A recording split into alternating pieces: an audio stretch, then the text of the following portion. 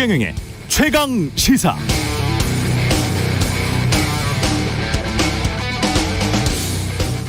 네, 지난해 10월 윤석열 당시 대통령 후보 전두환 전 대통령이 잘못한 부분도 있지만 군사 쿠데타와 5.18만 빼면 정치를 잘했다는 분들이 많다라고 했다가 비판이 빗발치자 다음 달 광주에 내려갔습니다. 5.18 정신이라는 것은 자유민주주의 정신이고 우리 헌법 가치를 지킨 정신이므로 당연히 개헌 때 헌법 전문에 반드시 올라가야 한다고 전부터 늘 주장해왔다. 이렇게 말했습니다. 어제 대통령실은 윤석열 대통령이 국민의힘 의원 100여 명과 함께 광주 5.18 기념식에 참여한다고 밝혔는데요. 다만 5.18 정신의 헌법 전문 수록에 대해선 개헌은 국회 논의가 우선이고 대통령실이 앞서서 추진하는 모습은 맞지 않는다고 했다고 합니다. 대선 때 당연히 개헌 때 헌법 전문에 반드시 올라가야 한다고 전부터 늘 주장해 왔다와 어제 대통령실이 앞서서 추진하는 모습은 맞지 않는다는 어감, 느낌이 좀 많이 다르죠.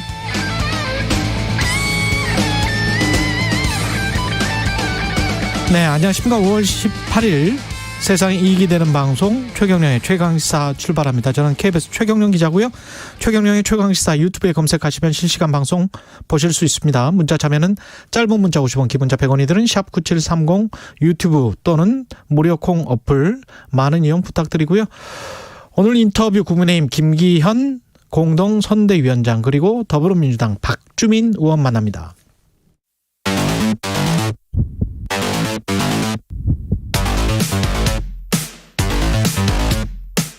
오늘 아침 가장 뜨거운 뉴스 언박싱. 네, 뉴스 언박싱 시작하겠습니다. 민동기 기자, 김민아 시사평론가 나와 있습니다. 안녕하십니까? 안녕하십니까?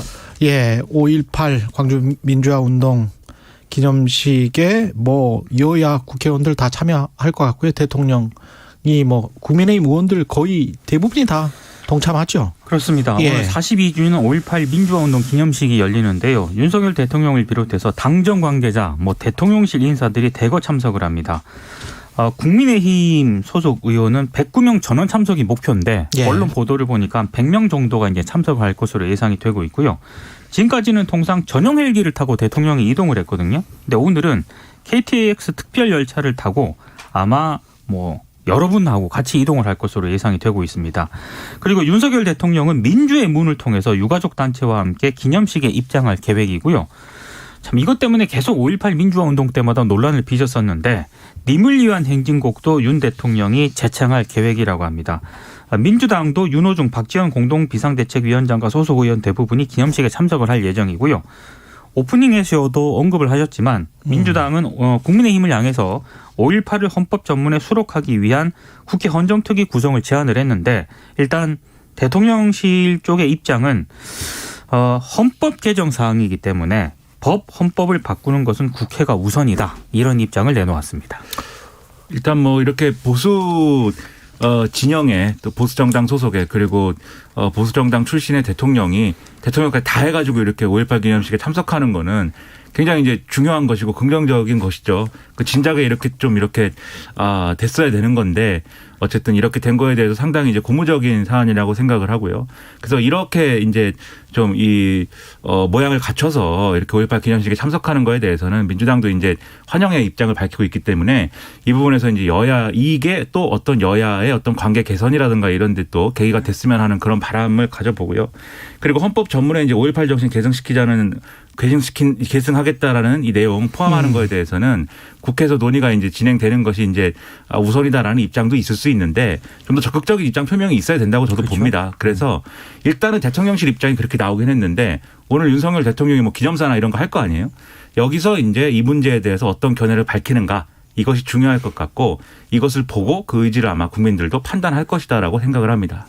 그 헌법 개정안 발의 같은 경우는 대통령 권한 중에 하나가 있죠. 네. 국회의 심의를 거쳐서 대통령도 헌법 개정안 발의는 할 수 있습니다. 그런 권한은 있고요. 국회에만 꼭 있는 권한은 아니니까요. 어느 쪽에서 먼저 시작하든 잘 됐으면 좋겠습니다. 그럼 국민의힘 혹시 내부에 반대하는 또 사람들이 있을 수가 있는데 그건 또 잘 정치적으로 예.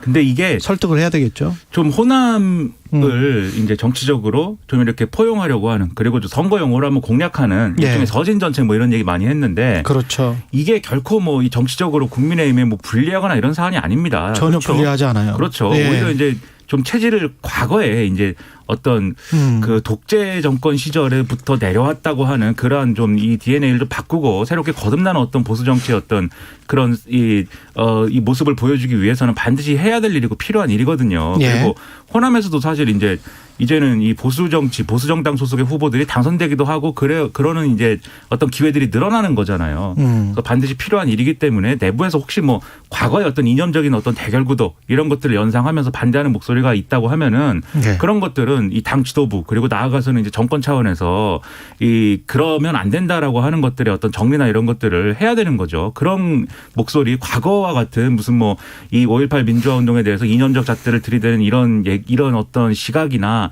이런 모습들은 적어도 이래 공론의 장에서는 이제는 퇴출돼야 마땅하다 이렇게 생각을 합니다.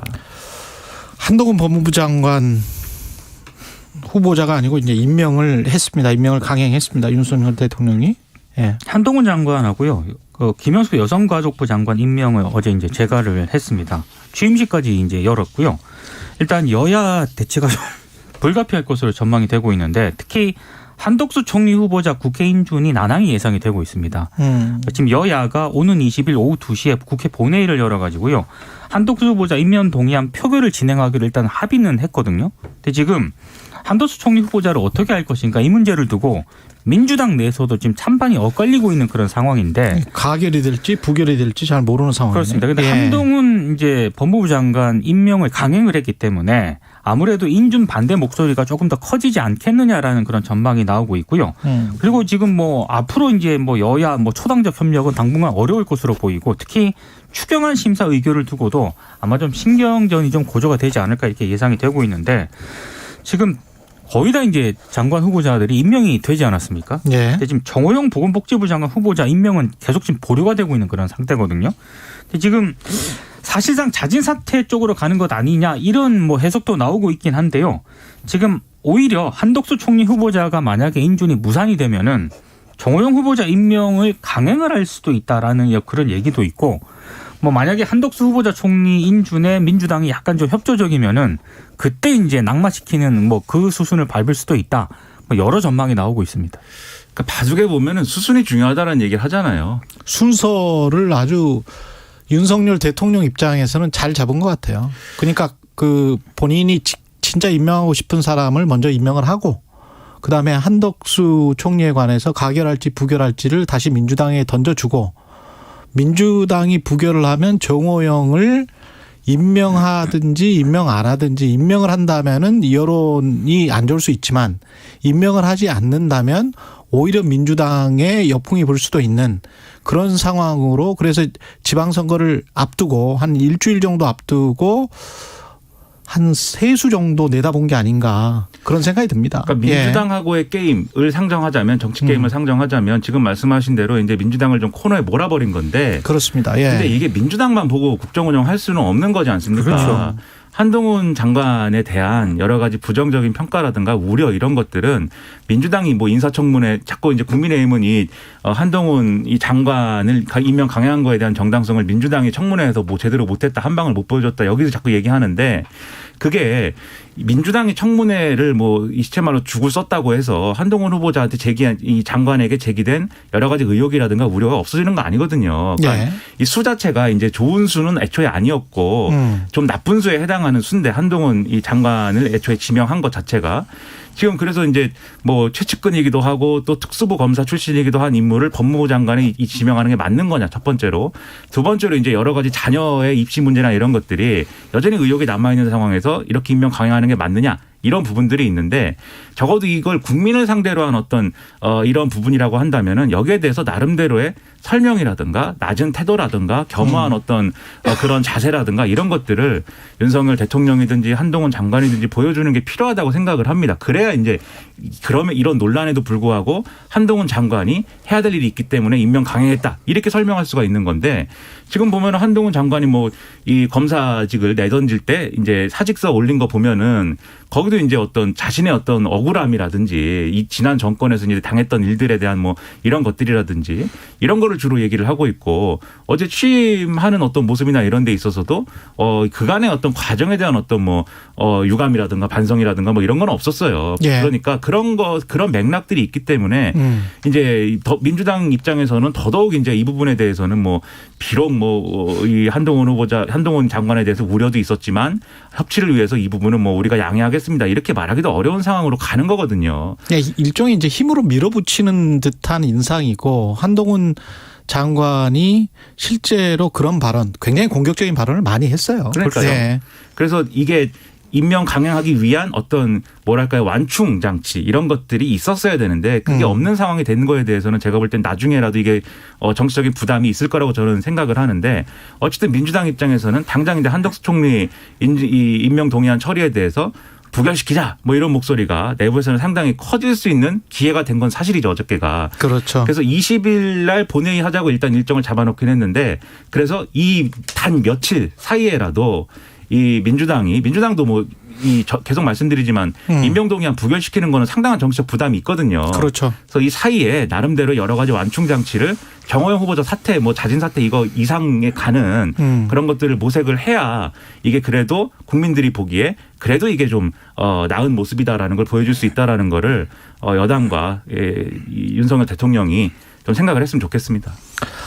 그리고 윤재순 총무비서관과 관련해서는 뭐 비매품 시도 새로 폭로가 됐고 여러 가지 이야기가 계속 나오고 있네요. 어제 국회 예. 운영위원회 전체 회의에 출석을 했는데요. 굳이 이런 말을 왜 했을까? 제가 방송에서 소개는 시켜드려야겠는데 예. 찜찜하긴 합니다.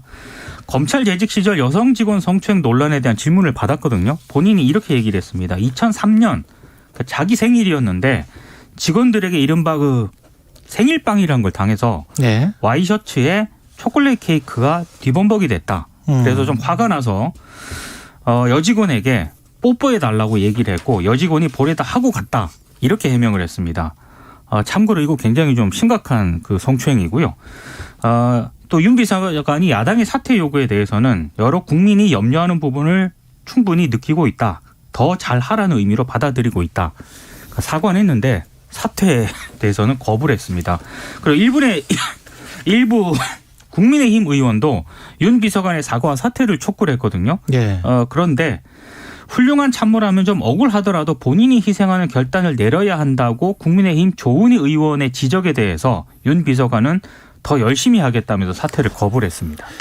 국민의힘 내에서도 지적이 나오는 거예요. 양금희 의원도 그렇고 방금 말씀하신 조은희 의원도 그렇고. 여성 의원들도 반대를 했죠. 그러니까 여성 의원들도. 부적절한 얘기다라는 걸 계속 지적을 했는데도 제가 볼 때는 이 윤재순 비서관의 경우에는 이 부분에 대한 문제의식이 거의 없는 것 같아요. 그러니까 이 예를 들면은 이게 뭐 케이크가 뭐 옷에 묻어가지고 뭐 이 뽀뽀해달라고 했다. 이런 얘기를 왜 했는가. 이 맥락을 좀 볼 필요가 있는데 그러니까 이게 무슨 뭐 검찰 조직에서는 사과를 뽀뽀로 하는 거냐.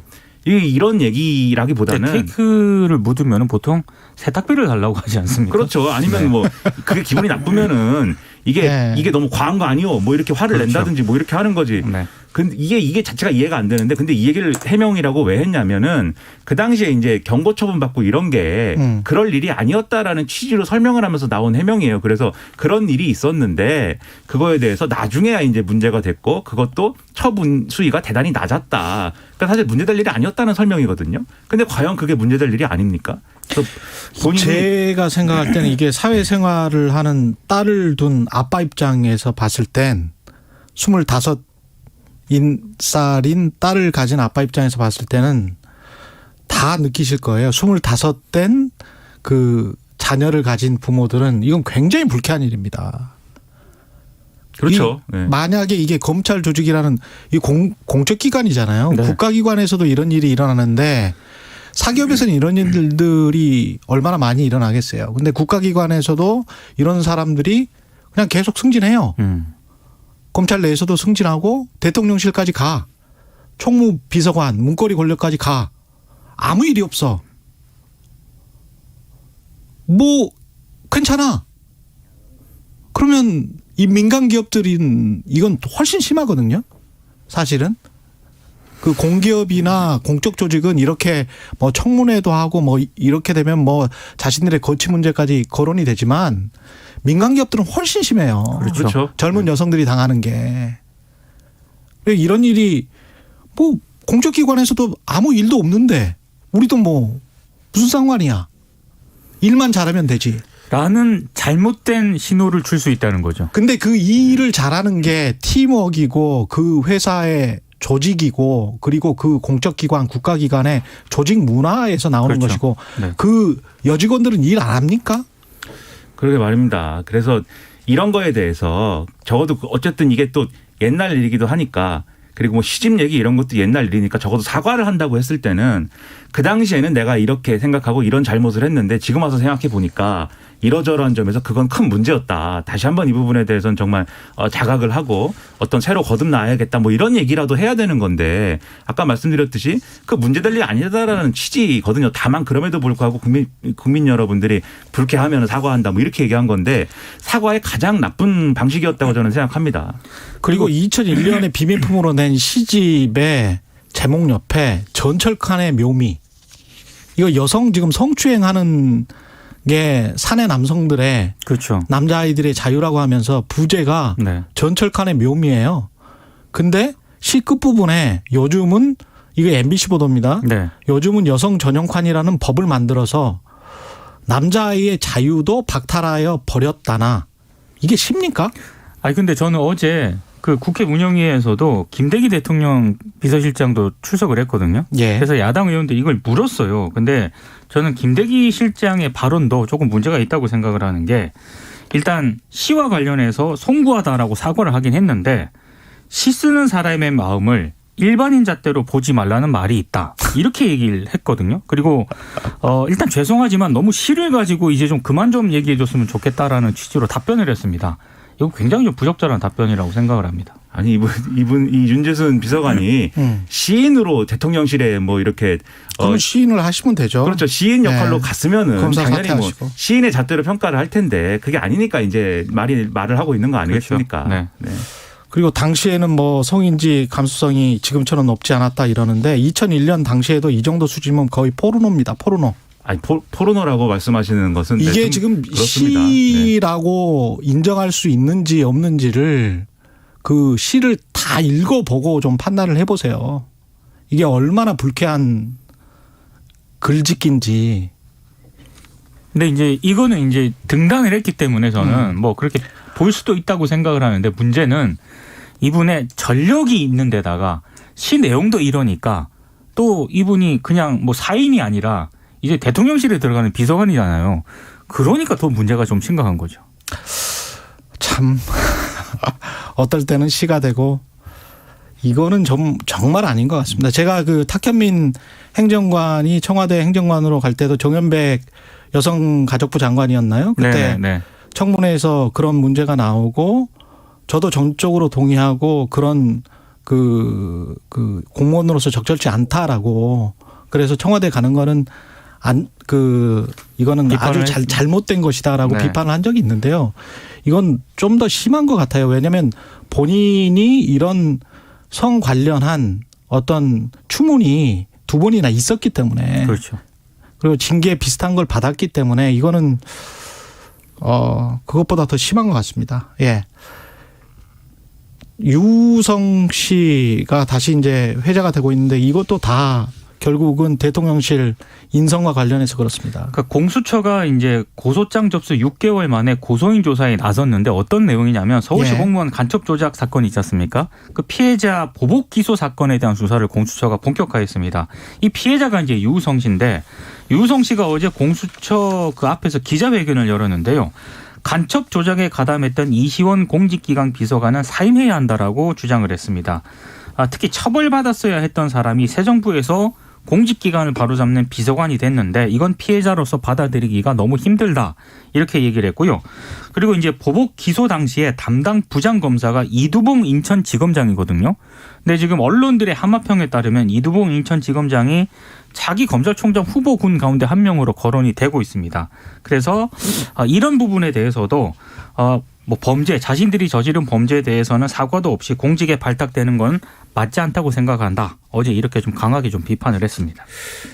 뭐 이두봉 검사가 검찰총장이 되는지는 뭐 지켜볼 문제인 것 같고, 그 다음에 이제 이 간첩 조작 사건, 이 서울시 공무원 간첩 조작 사건 이 문제에 관련돼서 이제 이시원 대통령실 공직기강 비서관에 대한 문제 제기가 어제 이제 국회 운영위에서도 있었던 거잖아요. 근데 네. 김대기 비서실장 이 부분에 대해서 이 이시원 검사가 그때 뭐 주도적으로 이렇게 증거 조작을 한 게 아니고 그때 당시에는 국정원이 주도를 한 것이고 뭐 그 당시에 이제 무능했던 거는 문제가 될 수 있겠으나 정확하게 파악해보고 그럼 다시 한번 생각을 해보겠다 뭐 이런 식으로 좀 얼버무린 바가 있거든요. 그 부분과 관련해서도 이미 여러 비판이 좀 그렇죠. 있었거든요. 이미 뭐 여러 번 말씀드렸습니다만은 단순히 이제 그렇게 볼 수 있는 사안인 거냐. 그리고 뉴스타파라는 매체가 이것에 대해서 계속 이제 과거에 보도를 한 내용을 다시 한번 이제 또 거론을 하고 있는 그런 상황이기도 한데 이게 적절한 것이냐. 계속 이제 문제제기 있는 거거든요. 그런데 여기에 대해서도 정확하게 좀 국민들에게 설명을 하고 이해를 구하고 그렇죠. 뭐 이런 절차들이 필요한 것인데 지금 그렇게 되지 않고 있단 말이에요.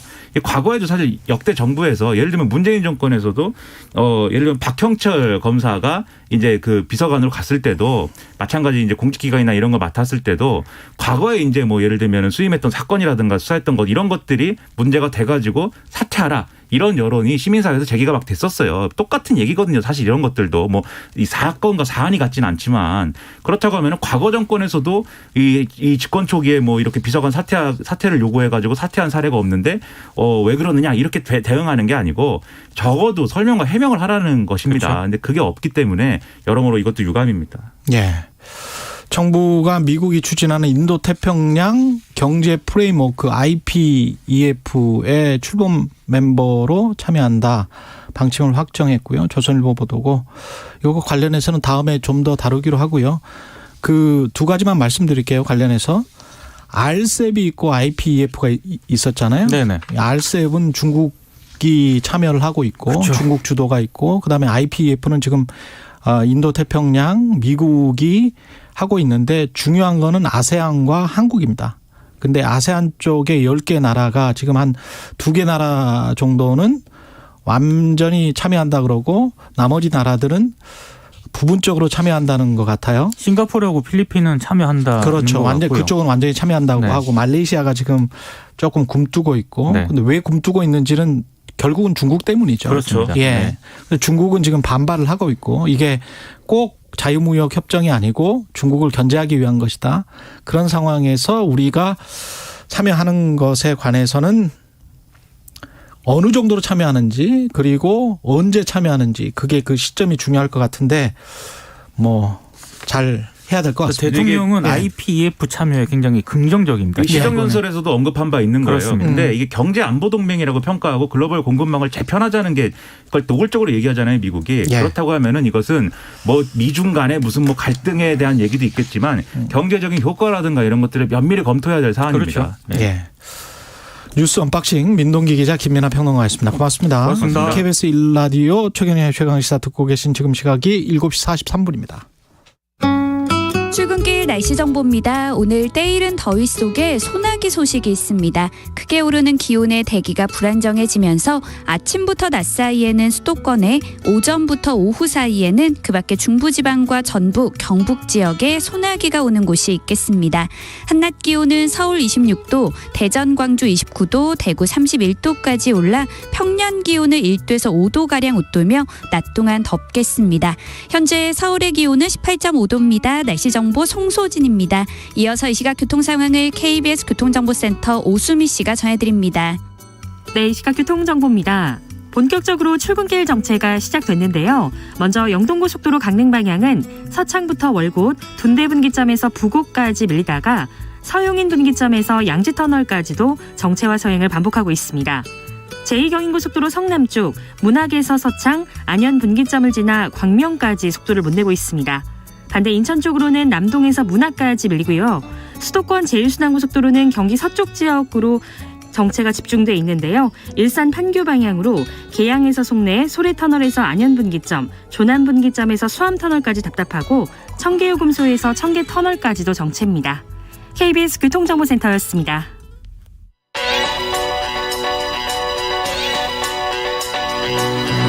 최강 시사 박대기의 눈. 네, 박대기의 눈 KBS 박대기 기자 나와 있습니다. 안녕하십니까? 네, 안녕하십니까? 예. 한국인이 만든 루나. 네. 예. 코인 이름입니다. 코인 이름 루나. 예, 이른바 가상화폐라는 것 예. 한 종류인데요. 엄청 폭락했네요. 99.9% 이상 폭락했어요.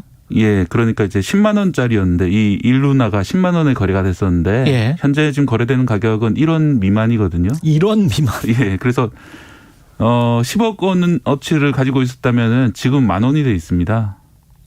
10억 원 투자자가 만 원이 돼 있는 거예요. 예. 그럼 그 지난번에 저 TV에 엊그제 계속 나오더라고요. 20억, 30억 투자했다는 사람. 네. 그래서 뭐 그 집에 찾아갔다는 사람 있잖아요. 루나 만든 사람 예, 집에 예. 찾아갔다는 사람. BJ가 찾아가. 그 사람이 뭐 한 20억, 30억 투자했다며요. 예, 그 사람이 20억, 그러니까 본인이 밝힌 바에 따르면 20억 원을 투자했는데 예. 뭐 그대로 들고 있었다면 2만 원만 남은 것도 수중에. 20억인데 2만 원이 됐어요. 예. 그래서 좀 하루아침에 예, 하루 한 2, 3일 정도 걸렸습니다. 2, 3일 정도. 내려가는데.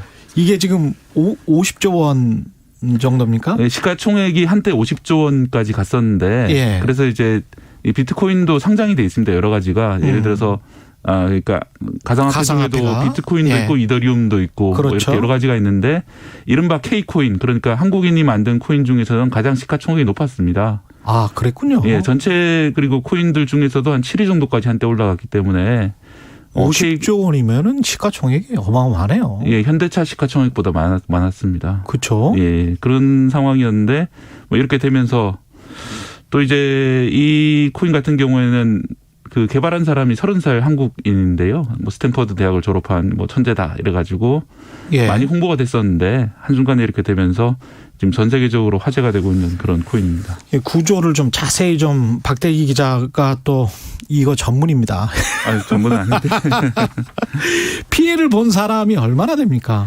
지금 어제 당국에서 밝힌 바로는 28만 명 정도 되는 것 같다. 국내에서만. 국내에서만. 네, 28만 명 정도 되는 것 같다라고 했고요. 이게 뭐 전 세계적으로 다 걸쳐 있습니다. 싱가포르에서도 1,000명 이상 된다 이런 얘기가 나오고 기사가 나오고 있고요. 또 미국에서도 수없이 많은 투자자가 있었던 것 같다 이런 기사들이 나오고 있습니다. 이게 지금 투자자들이 어떻게 돈을 돌려받을 수 있는 방법은 없나요? 일단 이제 민사소송을 검토해 볼 수는 있는데 예, 고의 과실 같은 걸 과연 입증할 수 있을 것인가. 이게 좀 쉬운 일은 아닌 것 같고요. 왜냐하면 워낙 새로운 영역이다 보니까. 그렇죠. 그다음에 또 형사로 가게 된다면은 이걸 관할하는 특별한 금융법들은 다 적용이 안 됩니다. 이건 금융상품은 아니기 때문에요. 그럼 이게 뭐죠? 그냥 어떻게 보면 법과 제도의 영역 밖에 있는 그런 새로운 것이죠. 그래서 고전적인 사기에 해당하느냐 아니냐 이런 걸 검토해 볼 수는 있는데 이게 처벌이 가능하다 이렇게 단언할 수는 없는 그런 상황이고요. 아, 그렇군요. 예, 조사를 해보고 만약에 이번 사건으로 엄청나게 많은 사람들이 돈을 잃었는데 예. 누군가는 그 사이에 돈을 벌고 있었다. 그러면 누군가는 진짜 그 권도균 씨라는 사람, 권도형 씨. 예. 권도형 씨라는 사람은 돈을 벌었습니까? 그러면? 그거를 알 수는 없어요. 알 수는 없습니까? 예, 뭐 부동산이다 이런 걸 가지고 있는 것 같긴 해요 지금 현재. 그래서 부동산 같은 걸 가지고 있다. 그래서 만약에 누군가 그 사람이 아니더라도 누군가 돈을 벌었다면은 왜 벌었을까 이런 것 좀 따져봐야 될 것 같습니다. 근데 그거를 창업해서 자기가 그런 거래소를 만들어서 루나 같은 가상화폐를 만들어서 배포를 하고 그게 이제 망했는데 네. 그 과정에서 돈을 벌었다. 근데 그 모든 것이 합법적이었다라고 본인은 주장할 수 있겠네요. 네, 예. 맞습니다. 그런 상황입니다 현재. 그러면 권도영 씨는 조사를 받습니까? 수사가 지금 만약에 싱가포르에 있는 걸로 알려져 있는데요. 싱가포르에 있습니까? 예, 그쪽에서도 고소가 뭐 할 거다 뭐 이런 투자자들이 다 얘기가 있기 때문에 어떻게 될지는 좀 지켜봐야 되는 그런 상황입니다. 이 권도영 씨는 뭐라고 하는 거예요 지금? 현재 뭐 자신의 발명품 때문에 고통받은 사람들한테 미안하다 뭐 이런 발언도 있고요. 또 이걸 다시 한번 다른 코인을 발행해 가지고 그동안 손해본 사람들한테 회복할 방법을 만들어주겠다 하는데 실제로 좀 시장의 반응은 좀 싸늘한 그런 상황이고요. 과연 그렇게 피해 보상이 가능할지 좀 살펴봐야 될 상황이고 또 이번 투자 같은 경우에 그동안 루나 재단이라는 걸 만들어 가지고 비트코인을 한 4조 5천억 원치 사놓았기 때문에 뭐 그 돈으로 혹시 보상받을 수 있지 않냐 많은 분들이 기대를 하셨는데 그중에서 한 3조 8천억 원 정도는 이미 그 가격 방어를 위해서 다 썼다고 해요. 예. 남아있는 그 가상 자산이 한 5천억 원 정도 남아있는 것 같은데 그걸로 과연 보상이 될지 보상을 해줄지 이런 건 좀 더 지켜봐야 될 것 같습니다. 소타임님은 저는 700만 원 날렸습니다. 미스 솔리타스님은 워런 버핏도 비트코인이 폰지 사기와 비슷한 것으로 비판했는데 폰지 사기라도 볼 수 있을까요? 그 이야기를 좀 해보겠습니다. 네. 지금부터. 일주일 사이 99%가 폭락을 했는데 네. 이게 이름은 스테이블 코인이란 말이죠. 네. 안정적인 코인이다. 그럼 이름이 혹해요.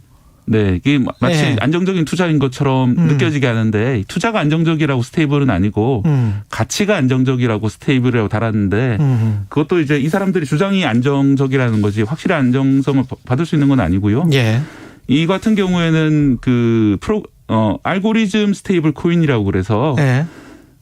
이 테라라는 코인이 스테이블 코인인데요. 예. 1테라가 1달러에 매칭이 되도록 돼 있습니다. 1테라가 1달러에 매칭이 예. 되도록 돼 있다. 그러면 뭔가 담보가 있어야지 1테라의 가치가 일정하게 유지가 될 텐데요. 그렇죠. 그걸 위해서 알고리즘을 만들어서 루나라는 또 다른 코인을 발행을 했고요. 예. 그 루나를 팔거나 사고 또 테라를 팔거나 사고 과정을 자동으로 일어나도록 하면서 1테라의 가치를 1달러로 일정하게 유지를 시켰습니다. 일종의 루나라는 코인이 이 테라라는 코인의 담보가 됐던 것이죠. 서로 간에. 네, 서로 가상화폐 두 개가 서로 간에 담보가 되면서 1달러로 페그를 했다. 고정환율처럼 했다. 예, 했다는 건데 이제 이 방식 알고리즘 스테이블 코인이라고 부르는데요. 예. 이게 뭐 거의 1년 정도는 잘 유지가 됐습니다만 외부적인 요인에 의해서 공격에 의해서 테라 코인 가치가 떨어지게 되면서 막대한 양의 루나가 발행이 됐고 또 루나 사용자들이 그럼 빨리 이거를 뱅크론처럼 빨리 시장에 내다 팔리기 시작하니까 루나 가치가 폭락을 하고 그러다 보니까 이 담보를 받던 테라 가치도 같이 폭락하고 그래서 이제 데스 스피럴이라는 말이 나온 거거든요. 예. 죽음의 골짜기 이런 말이 나오는 것처럼 죽음의 소용돌이라는 말이 나오는 것처럼 서로 어떤 피드백을 통해서 이 시스템이 한꺼번에 무너지게 된 것이죠. 지금 외부적인 공격이라는 이야기를 네. 하셨는데 주식시장 같으면 공매도가 네. 외부적인 공격이잖아요. 예. 가령 이제 이 가치가 계속 떨어질 것이다. 네. 가격이 떨어질 것이다. 그러면서 계속 파는 세력이 있었다는 겁니까? 그렇게 있었다는 이야기들이 있는데 이 공매도를 할 수가 있어요? 코인을? 그럴 수는 없죠. 예, 그 정확한 공매도 개념하고 약간 좀 다른 것 같은데요. 예. 그 내부에서 이제 가치를 떨어뜨리기 위한 매매들이 있었다는 그런 이야기가 있기 때문에 이 부분도 좀 조사를 해봐야 되는 그런 상황입니다. 그런데 가치를 떨어뜨리기 위한 어떤 세력이 있었다. 그래서 안정되지 않고 바로 떨어진 것이다. 네, 설령 그게 있었다 하더라도 이 시스템 자체가 상당히 불안했다는 거죠. 결국은. 말이 안 돼요. 예. 왜냐하면 지금 가령 뭐 홍콩 달러가 미국 달러에 페그제로 해서 고정환율제 됐는데 네. 사실 IMF 금융위기 나고 나서부터 굉장히 좀 힘들어져서 바꿔버렸잖아요. 네. 그러니까 그래서 변동 환율제를 하는 거거든요. 네. 이게 마치 이제 아무 쓰임새가 없는 가상화폐를 예. 지금 현재로서는 아무 쓰임새가 없는 가상화폐를 1달러랑 고정 환율로 한 거하고 똑같은 것 같은데 이거는 거의 사기성 이걸 네. 믿었어요 사람들이? 상당히 아까 말씀드렸다시피 상대 그 7위까지 올라갈 정도로 예. 상당히 많이 거래가 됐고요. 또 이제 그러면 이제 1달러를 왜 1테라로 바꿔주냐. 예. 사람들이 그냥 달러를 가지고 있는데 지금 굳이 테라를 바꿀 이유가 그렇죠. 없잖아요. 그러기 위해서는 올라가니까? 그건 아니고 이제 예. 테라로 바꾸게 되면 이자를 1년에 20%를 줍니다. 아, 이자를 20%를 예. 주겠다. 그래서 이제 그런 전체 구조를 보면은 이 20%의 돈을 과연 어디서 나오는 거냐. 신규로 다시 이 코인에 유입되는 자금들로 인해서 나오는 것이다. 이렇게 볼 수가 있는데. 신규로 유입되는 자금을 통해서 나온다. 그러면 예. 이게 다단계잖아요. 예, 그러니까 물론 이제 이게 영원히 20%를 주는 건 아니기 때문에 초창기에 이제 유치 목적으로 이렇게 한 것인지 과연 이 구조가 과연 어느 정도 지속할 수 있는 건지 의문이 많이 드는 그런 상황입니다. 이야.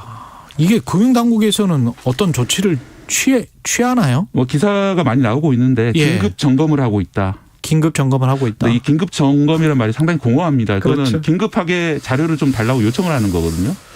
그 거래소에다가. 긴급 검토를 하고 있다는 말처럼 공허하네요. 예. 그래서 이제 이게 법으로 어떤 관리 감독권이 없기 때문에 결국 그렇습니다. 그러면은 주최 측에서는 뭔가 어떤 입장이죠? 이거를 어떻게 사태를 해결할 수 있는 방법은 아까 있습니까? 말씀드린 것처럼 남아있는 자산을 가지고 피해를 보상하고 또 새로운 코인을 발행하겠다고 하는데 잃어버린 신뢰를 회복할 수 있을지는 좀 의문이 드는 상황입니다. 이렇게 되면 다른 가상화폐들도 안전한가 이렇게 의심이 들 수밖에 없는데 어떻습니까? 다른 화폐들 같은 경우에는 알고리즘 스테이블 코인을 쓰는 경우는 많지 않기 때문에 이런 좀 방식은 구조는 아니다. 좀 다르긴 한데요.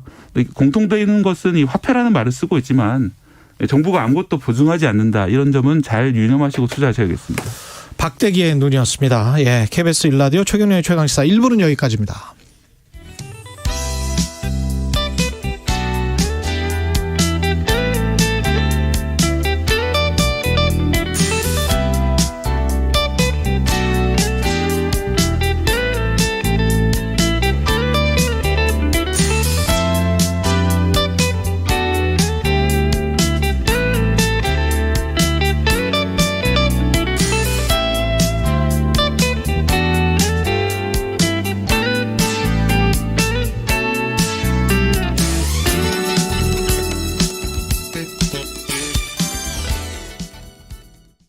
밤의 꿈은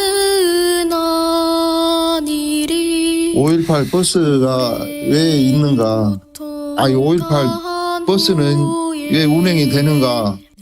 그 부분을 좀 깊이 있게 한번 생각해 주셨으면 합니다. 2022 KBS 연중기획 기억을 기록하다. 5.18 이 차가 왜 있는가? 그것을 깊이 좀 생각해 볼 필요가 있다고 생각해요. 이번 정류소는 국립아시아문화전당 5.18 민중화운동 최후항전지인 고두천입니다. 다음 정류소는 금남로 사가역입니다. 원래 금남로 그게 그 시민들이 그때 당시에는 이제 도청이죠. 치열하게 지휘했던 그 민주화운동이 있었던 곳이잖아요. 그때 당시에 무조건 학생들만 보고 이 사람들이 쌍불을 켜고 달라들고 했거든요. 이름 없이 무고한 민간인 학생들이 억울하게 이유 없이 희생됐잖아요. 민주주의를 위해서 싸우시다가 희생되신 성지 부분을 지나는 버스입니다. 1시간 30분이라는 긴 노선이지만은 광주의 그 민주주의를 위해 희생되신 이 성지 길이거든요. 좀 5.18에 대해서 관심을 가져주고 했으면 해요.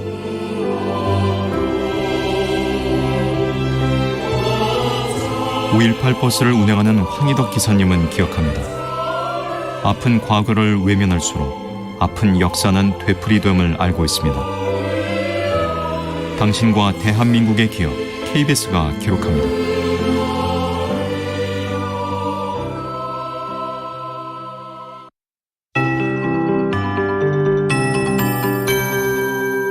KBS 58분 날씨.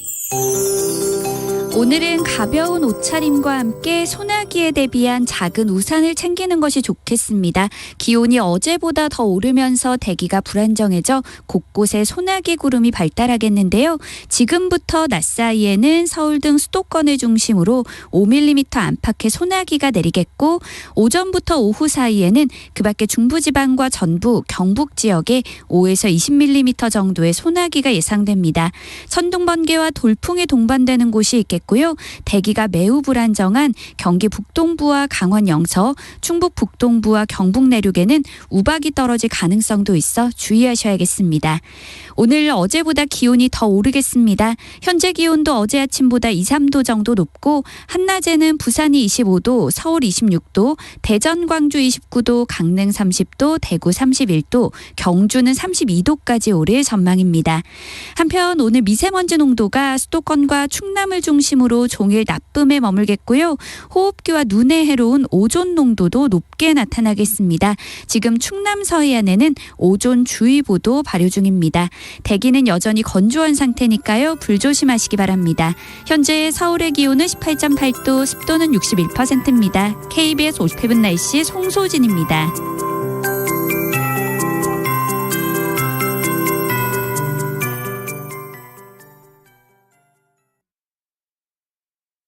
정성을 다하는 국민의 방송 KBS가 8시를 알려드립니다.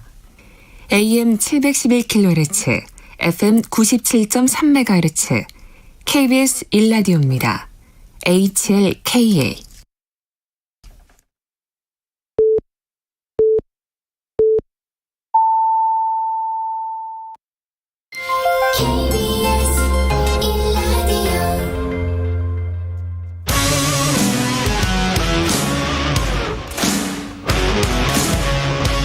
오늘 하루 이슈의 중심 최경영의 최강 시사.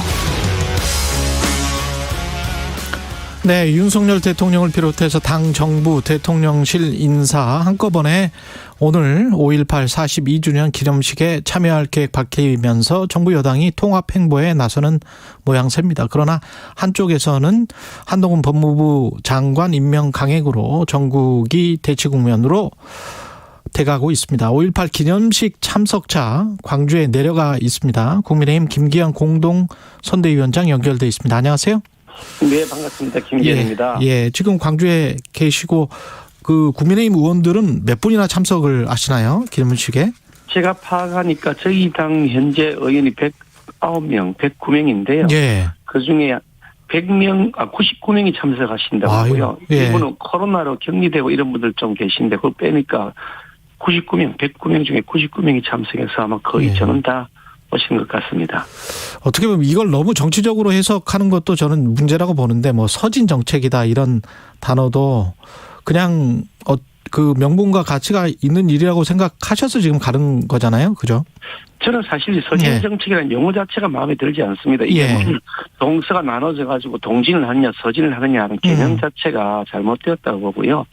국민 통합을 위한 여러 가지 행보다 이렇게 뭐 정책이라고 표현하기도 그렇고 당연한 정치하는 사람이 해야 할 당연한 그런 도리라고 생각을 하고요. 저희들은 벌써 이게 그 5.18 민주운동에 대해서 뭐 약간의 부침이 있었던 시기가 있었던 사실이긴 하지만 전체로 보면 이것이 그 김영삼 대통령 정부 시절에 저희 당의 전신 정권이죠. 김영삼 정부 시절에 이미 국가 기념일을 지정을 하고 그 민주화운동으로 공식 재평가를 다 마쳤고요.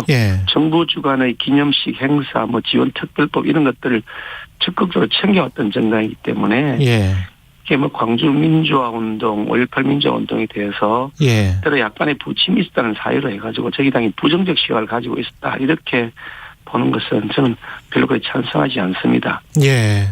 김기현 그 당대표 권한대행 하실 때 지난해에도 참석해서 이야기하시고 그랬던 거 기억납니다. 제가. 저는 사실 저희 아버지 때부터 군사 정권에 그 저항하면서 군사 독재 정권 물러가라고 데모했던 사람이고요. 그리고 저도 대학 시절에 제가 78년 입학을 했는데 80년대 대학 3학년 시절이었고요. 그때 이 군사 정권, 권위주의 정권에 대해서 강한 학생 저항 운동들이 있었을 때 저도 적극 참여해서 최일선에 앞장섰던 사람 중에 한 사람인데요. 그런 면에서 보면 이 광주에서 일어났던 그런 그 사태들은 정말 반인륜적이었다. 저는 그런 의미에서 전혀 예전이나 지금은 한 번도 다른 생각을 한 적이 없었고요. 다만 이 광주 민주화운동을 어떤 그 특정 정당의 개인 사유물로 했다. 그것을 또 우리 당은 그 점에 대해서 사실은 별로 그렇게 관심을 가지 못하고 방치한 것이 있었다. 그 점에 대해서는 저희들이 좀 그 반성할 점이 있다고 보고 있고요. 이건 그 5.18 민주화운동의 그 민주주의 정신, 권위주의 정권의 탄압에 맞서서 자유민주주의를 지키기 했던 정신들은 어떤 특정 정당이나 개인의 사유물이 아니라 대한민국 국민 모두가 기리고 계승해 나가야 될 정신이 아닌가 그런 생각을 합니다. 지난 대통령 선거 때 이제 윤석열 당시 후보가 5.18 정신을 헌법정문에 수록해야 한다 늘 주장하고 있었다 이런 이야기를 했었거든요. 이거는 근데 이제 대통령실 어제 이야기는 이거는 이제 국회가 먼저 주도하는 게 낫겠다 뭐 이런 뉘앙스였는데 국민의힘 입장은 어떻습니까? 사실은 저희 당에서는 이 부분에 대해서도 뭐 충분한 논의를 한 적은 없었습니다. 후보 시절에 대통령께서 후보 시절에 그 부분에 대해서 이렇게 제 기호는 경선 과정이었던 것 같은데요. 그런 말씀을 하신 적이 있었던 것은 사실이고요. 저는 이 부분에 대해서 매우 적극적으로 검토할 필요가 있다는 생각을 가지고 있는 사람입니다. 예. 좀 전에 말씀드린 것처럼 저는 아버지 시절부터 계속 민주화운동을 했던 집안 출신이기도 하고 예. 저도 뭐 그런 일을 계속 같은 의견을 가지고 참여했던 사람인데요. 예. 당의 의견을 한번 수렴해 볼 때가 되었다 그런 생각을 하고 있습니다. 민주당에서는 당장에 뭐 어떤 헌정특위를 구성하자라고 제안을 했는데 어떤 입장이신지도 궁금하고요. 사실은 이게 헌법을 저는 한번 손볼 때가 되었다는 생각을 합니다. 벌써부터 우리가 개헌 논의가 있었는데 예. 그건 개헌 논의를 할 때 뭐 논의되었던 여러 가지 어젠다들이 있지만 저는 개인적으로 이제 대통령제를 더 이상 우리가 고집할 때가 아니라는 생각을 하고 있습니다. 이게 과도하게 권력이 집중되면서 생기는 이 국민 통합의 저해, 진영으로 갈라지는 예. 이런 국론 분열. 더 이상은 이제 반복하기 어렵다. 특히 대통령제가 전 세계적으로 보면 성공적으로 정착하고 있는 나라가 단 하나밖에 없다. 그것도 미국이라는 나라 하나밖에 없다고 하는 것이 예. 공통된 이 헌법학자들, 정치학자들의 의견인데요. 예. 그런 면에서 본다면 이제는 내가 책임져야 할 때가 되었다 생각을 저는 벌써부터 해왔었는데 예. 이 권력 구조의 개편 이것만이 아니라 개헌을 만약 논의한다면 권력 구조의 개편도 당연히 논의해야 되고 그 외에 사실 그보다 더 중요한 것이라고 볼 수 있는데요. 이게 헌법을 만들 때에 비해서 지금 한 87년도에 만들어졌으니까 지금 40년 다 돼가잖아요. 그러면서 시대가 많이 바뀌었습니다. 이제 IT, 정보화, 환경, 탄소 중립 이런 것들이 굉장히 중요한 가치가 되고 국민의 생존의 기본권이 되었거든요. 그렇습니다. 이런 점들에 대해서 그동안 전혀 생각하지 못했던 기본권들 이런 것들 좀 더 세분화하고 그 국민의 기본권을 강화하기 위한 정신을 헌법에 담아야 되지 않겠냐 그런 생각이 들었어요.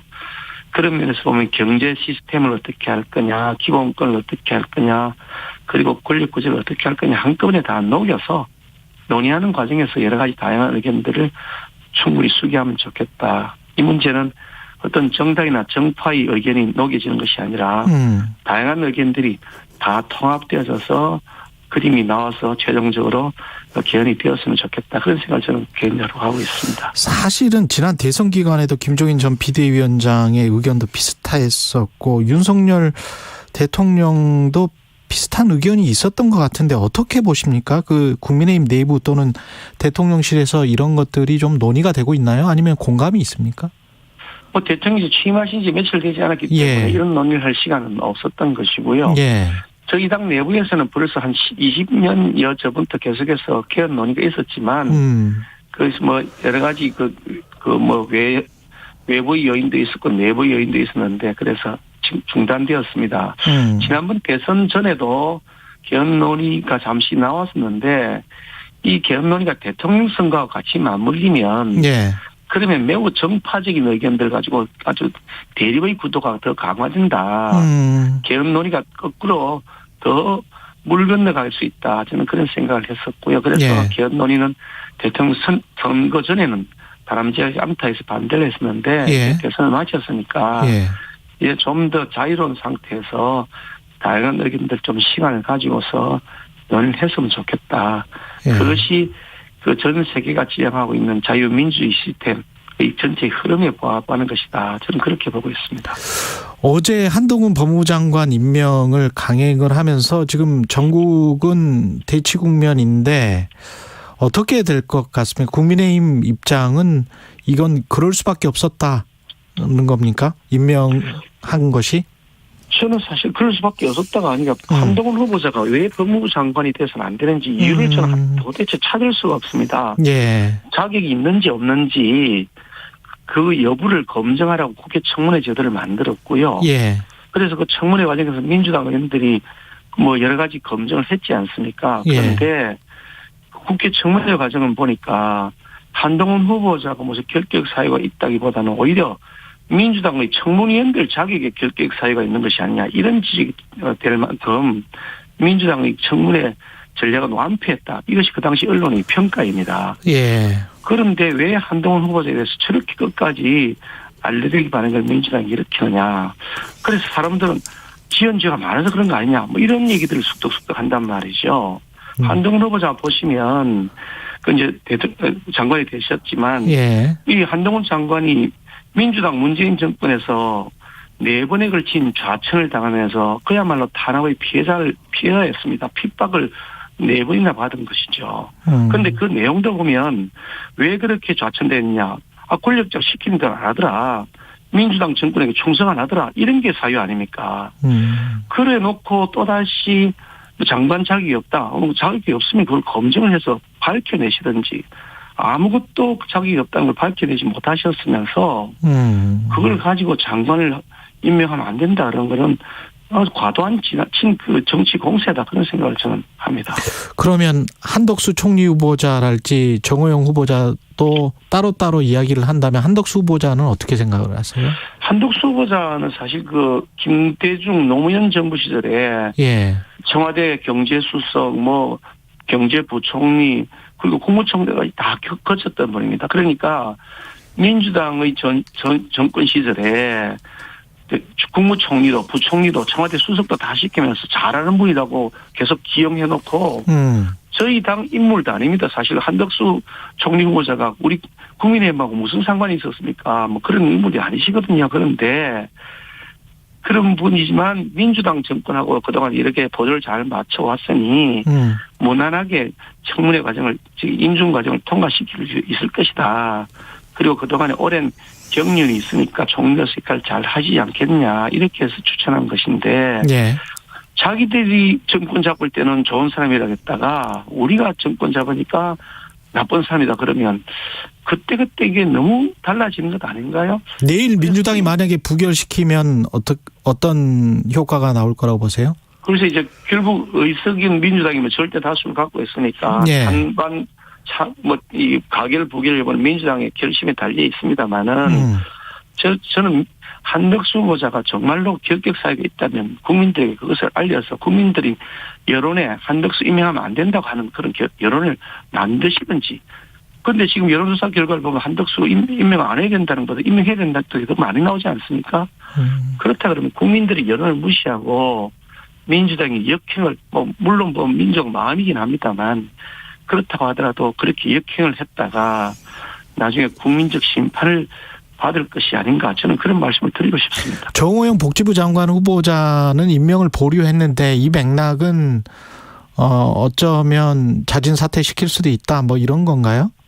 사실 정호영 후보자에 대해서는 뭐 본인 입장에서는 여러 가지 변소를 하시고 또 명확하게 이게 범죄 행위라 불법이다라고 단정 짓기는 좀 어려워 보이는 같긴 합니다만은 여러 가지 국민적 정서가 녹록하지 않은 상황인 것은 저희들도 인지하고 있고요. 예. 그런 측면에서 이런 점들을 고려하는 것이 좋겠다는 의견이 이미 공개적으로 또 공식적으로 비공식적으로 전달해 놓고 있는데 이 사건자가 우리 대통령이시니까 그 점을 잘 고려해 주시길 바란다는 의견이 아마 잘 어떻게 고려가 되지 않을까 싶습니다만 이 사건자의 소관사항이어서 보고 있습니다. 김 의원님이 어제 국회에서 윤재순 총무비서관 과거 성비 문제도 계속 지금 논란이 돼가지고 국회에서도 논의가 됐었는데 어떻게 보십니까? 이 비서관이 또 검사 출신들이 많고 그다음에 이제 성비 관련 또는 정직 1개월 간첩 조작 사건 담당 검사였던 분 이시원 검사 이런 추세에 관해서는 여론이 별로 옹호하는 것 같지는 않은데요. 일부 논란이 있는 비서관들의 경우에 지적하는 것 자체가 일부는 팩트도 있고 일부는 조금 과장된 것도 있어 보이는데 그렇게 잘했다 좋은 일이라거나 할 일은 아니지만 그렇다고 하더라도 결격 사유라까지 할 수 있을 것인가 하는 생각이 좀 들긴 하고요. 특히 윤재순 비서관 어저께 국회 운영이 나와서 좀 그 부분에 대한 설명을 하고 사과를 했다고 하는데 저는 개인적으로는 사실 그렇게 잘했다 생각되지 않습니다. 아마 본인이 했던 일들 자체가 공인으로서 그렇게 바람직한 일이 아니었다고 생각하는데 그런데 따지고 든다면 또 탁현민 비서관 같은 경우 문재인 정권에서 처음부터 끝까지 계속해서 데려갔죠. 이런 분들은 과거의 저서에 보면 여성 비하 발언 제가 차마 이게 그대로 표현을 할 수 없습니다. 뭐 콘 무엇을 싫어하는 여자, 몸을 기억하게 만드는 여자, 바나나를 먹는 여자. 알겠습니다. 이런 식으로 여성의 분류를 하는가 하면 첫 선경험 좋아하는 A가 아니라서 어떤 짓을 해도 상관없었다. 이런 공저의 저술도 있단 말이죠. 이런 분들의 경우에도 청와대 핵심 비서관으로 계속 데려갔던 민주당 정권에서 그렇게 뭐 말할 입장이 될까 하는 생각을 합니다. 그 강용석 후보가 통화했었다. 대통령실은 통화 없었다. 뭐 이렇게 하는 그 진실 공방 있지 않습니까? 그거는 어떻게 보세요? 그 선거법 위반으로 지금 선관위 고발을 했는데 민주당이 자체가 어저께 뭐 그 대통령 비서실장도 나와서 통화한 일이 없다라고 명확하게 답변한 것으로 제가 알고 있고요. 제가 뭐 지금 통화를 했는지 아닌지 옆에서 지켜본 것은 아니니까 제가 뭐 어떻게 뭐 수사를 한 입장도 아니 그렇긴 합니다만은 대통령 비서실장이 공개된 석상에서 또 책임 없는 말을 했겠습니까? 그런 생각이 들고요. 그리고 그 자체가 대통령이 아닌 시절입니다. 그리고 그 강용석 당선자 시절 조장 자체에 의하더라도 공무원도 아니고 그러니까 선거법 자체에는 명확하게 이 공무원이 선거 개입 못하게 돼 있지 공무원 아닌 사람이 선거 개입 못하게 돼 있지는 않습니다. 그러니까 법률 위반은 명확하게 아닌 것인데 무슨 팩트 자체가 통한 사실이 없다고 하니까 저는 그 말을 신뢰합니다. 한 가지만 더 그 강용석 김은혜 후보 단일화 해야 된다고 보세요? 어떻게 보세요? 무슨 단일화라는 표현 자체가 여러 가지 다의적으로 여러 가지 의미로 해석이 되기 때문에 그거를 놓고 찬발 얘기하는 것은 잘못하면 이상한 식으로 해석이 곡해가 되는 측면이 있어서 그렇게 표현하기는 좀 그렇고요. 어쨌든 지금 이 김동연 민주당 후보 그리고 김은혜 후보 이 양강 구도가 지금 구성돼 있지 않습니까? 우리 국민의힘 후보하고요. 그러니까 양강 구도 속에서 저희들은 이 경기도지사 선거에서 꼭 이겨야 된다. 가장 중요한 격전지의 하나로 보고 있기 때문에 김은혜 후보의 당선을 저희들은 적극적으로 지원하고 있고요. 그런 측면에서 본다면 우리 강영수 후보가 뭐 저희 당 소속도 아니고 뭐 이래라 저래라 말하는 것이 조금 이게 뭐 결례가 될 수는 있겠습니다만은 강영수 후보께서 좀 큰 틀에서 사안을 보시고서 판단해 주시면 좋겠다. 그런 생각을 가지고 있습니다. 김기현 국민의힘 공동선대위원장이었습니다. 고맙습니다. 네, 감사합니다. 공정, 공익, 그리고 균형. 한 발짝 더 들어간다. 세상에 이익이 되는 방송. 최경영의 최강시사. 네, 윤석열 대통령이 어제 한동훈 법무부 장관 후보자와 김현숙 여성가족부 장관 후보자 임명 강행했고요. 더불어민주당은 반발하고 있습니다. 민주당 법사위 간사 이번에 만나보겠습니다. 박주민 의원님 나와 계십니다. 안녕하세요. 예, 안녕하십니까. 지금 김기현 전 원내대표 공동선대위원장인데 뭐 결격 사유가 없는데 임명한 게 당연한 거 아니냐 이렇게 말씀을 하시더라고요. 어떻게 보십니까? 결격 사유가 없는 게 아니라 결격 사유가 많죠. 뭐 예를 들어서 자녀 관련된 스펙 쌓기 여러 의혹들이 나왔고 청문회가 끝난 뒤에도 계속해서 지금 의혹들이 나오고 있습니다. 뭐 최근에 보도된 것만 해도 한동훈 후보자는 청문회 당시에 그 스펙 쌓기가 대학 입시와는 상관없는 것이다라고 했지만 하버드대 그 입시 요강이라고 할까요? 거기에 그 제출했던 여러 가지 그 스펙들이 좀 일치하는 그런 의혹 보도가 있었고 최근에는 또 미국에 있는 여러 동포들이 사촌 언니들도 이제 논문 표절 의혹이 있다. 뭐 등을 비롯한 여러 가지 의혹들 해소하는 청원을 제기하기도 하고요. 그리고 또 스펙 쌓기 중에 하나였던 그 앱 개발 관련된 부분도 국내 개발자에게 금전을 주고 만들어 달라고 했던 것이다라는 단독 보도도 있었습니다. 그리고 또 본인 관련돼서도 공정한 검찰권 행사 또 검찰권 행사에 대한 중립적인 감독과 통제 이게 법무부 장관의 주요 업무 중에 하나인데 청문회 당시에 이제 전직 장관들의 수사지휘권 행사의 적절성 여부에 대해서 질문했을 때 명백히 일정한 수사 결과가 나온 사건 그리고 그것에 대한 수사 지임에도 불구하고 바람직하지 않다라고 얘기해서 좀 납득하기 어려운 과연 적절하게 검찰권 행사를 하고 통제를 할 수 있겠는가라는 것에 대해서 의문을 준 그런 부분이 있기 때문에 적절하지 않다라는 생각이 들고요.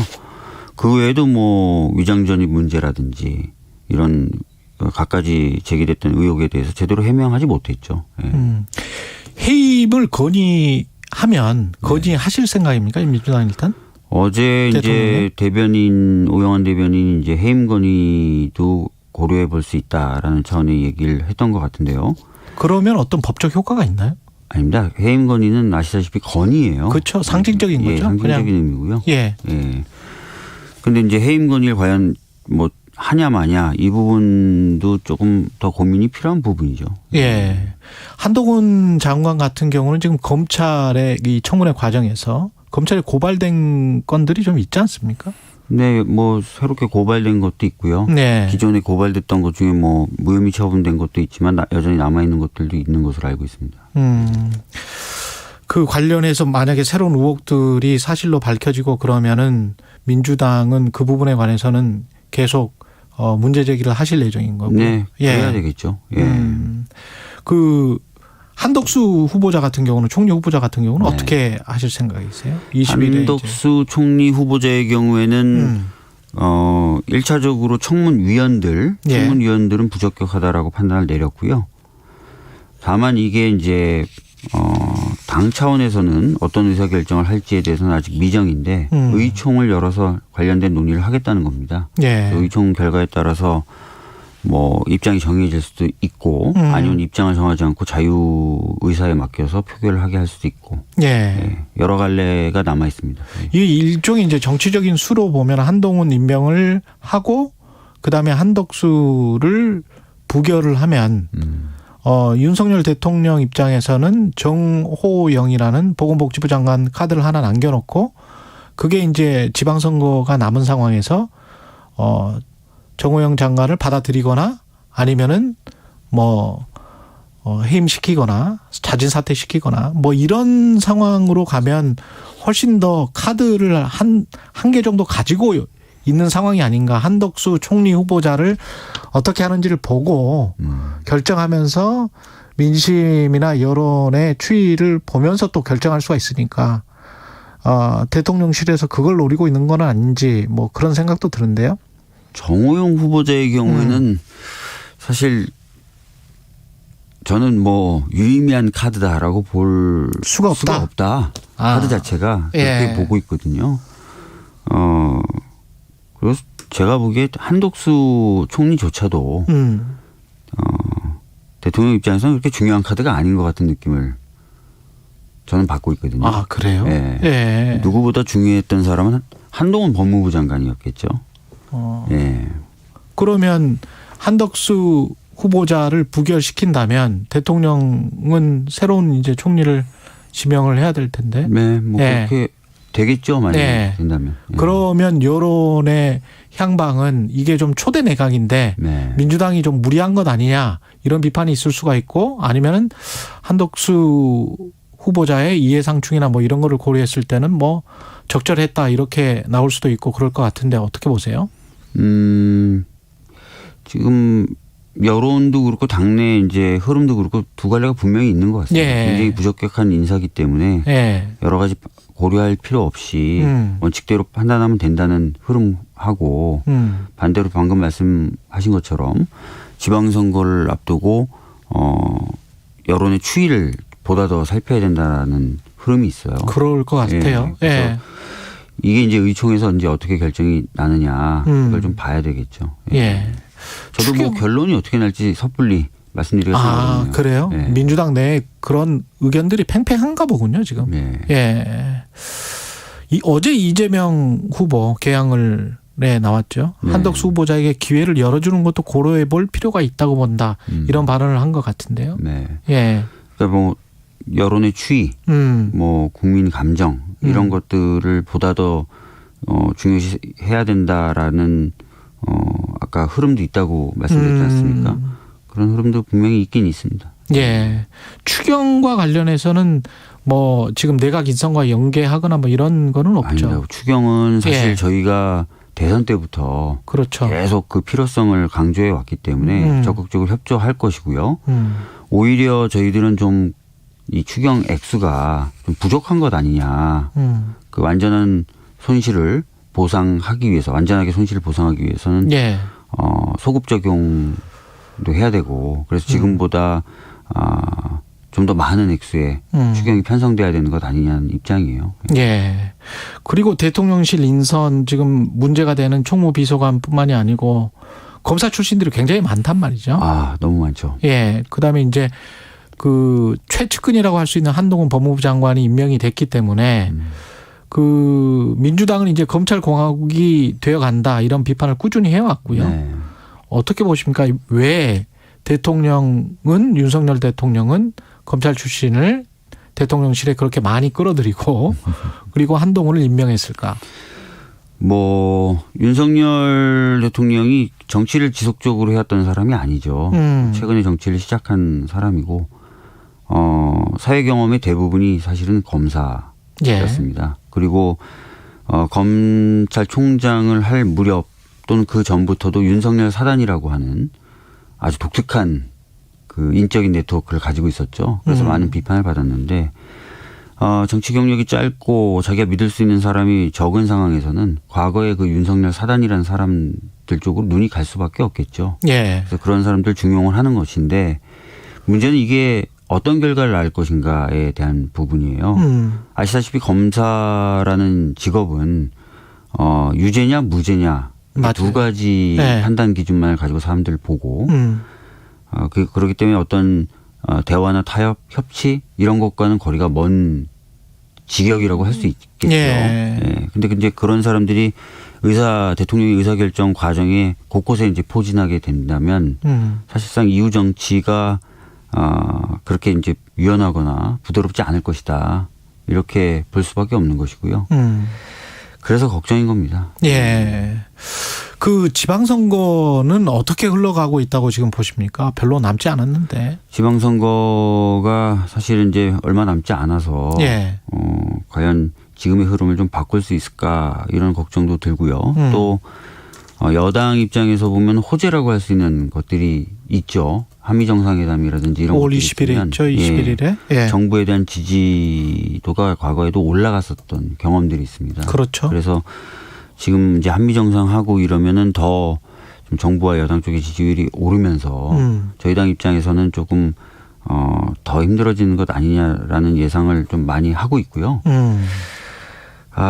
그러나 이제 저희들이 봤을 때는 지금 윤석열 정부의 인사라든지 이런 것들이 보여주는 편향성이라고 할까요? 이런 것들이 있기 때문에 이런 것에 대한 국민적인 어떤 우려 이런 것도 커질 거라고 저는 보고 있습니다. 그래서 조금 더 지켜볼 필요가 있지 않을까 이렇게 보고 있습니다. 마지막으로 오늘 5.18이어서 5.18 정신 헌법전문에 담길 수 있다고 보십니까? 어떻게 생각하세요? 저희 당은 과거에 이제 문재인 정부 하에서의 헌법 개정안에서도 그런 내용을 담은 적이 있고요.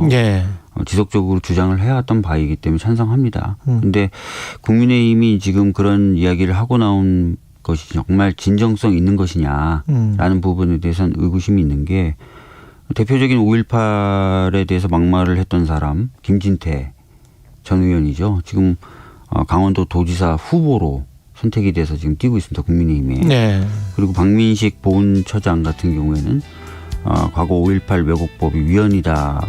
왜곡처벌법이 위헌이다라고 주장했던 사람이에요. 그래서 말하고 행동이 좀 다르기 때문에 과연 이게 진정성 있는 것이냐에 관련돼서는 의문이 있습니다.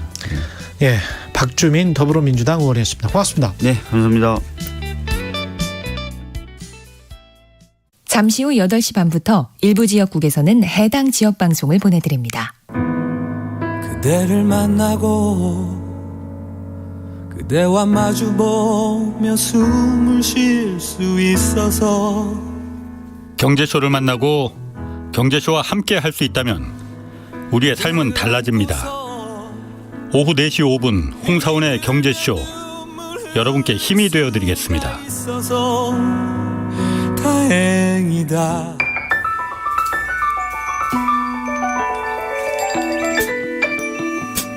부족해도 괜찮아요. 실수해도 괜찮아요. 길을 잃어도 괜찮아요. 우리에겐 우리가 있잖아요. 매일 오후 5시 5분 주진우 라이브. 지금 시각은 8시 30분입니다. KBS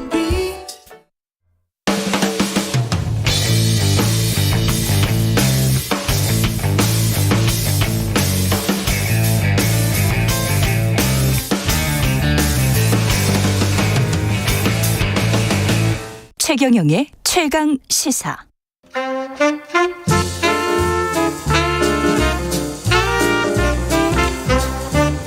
세상의 모든 뉴스를 탐구합니다.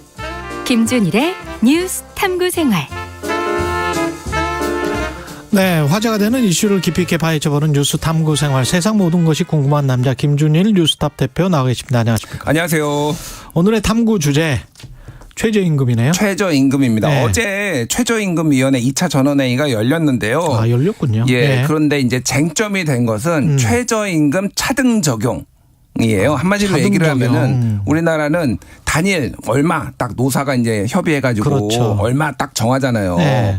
그런데 그게 아니라 업종별, 지역별, 뭐 나이별로 다 다르게 하자. 뭐 아직 이제 구체적인 안이 나온 건 아닌데 어쨌든 그거를 사측에서 제안을 했어요. 제안을 한 상황이고 그거에 대해서 이제 노동계가 좀 반발하고 있는데 그러면은 다른 나라 사례는 어떤지, 그렇죠. 뭐 하고 있는지 뭐 이런 것들을 좀 짚어보겠습니다. 우리나라 역사부터 한번 살펴보겠습니다. 최저임금제라는 게 실시된 게 언젠가요? 이게? 1986년입니다. 86년? 예, 오래됐어요. 근데 이제 실질적으로 시행이 된 거는 1988년이고요. 예.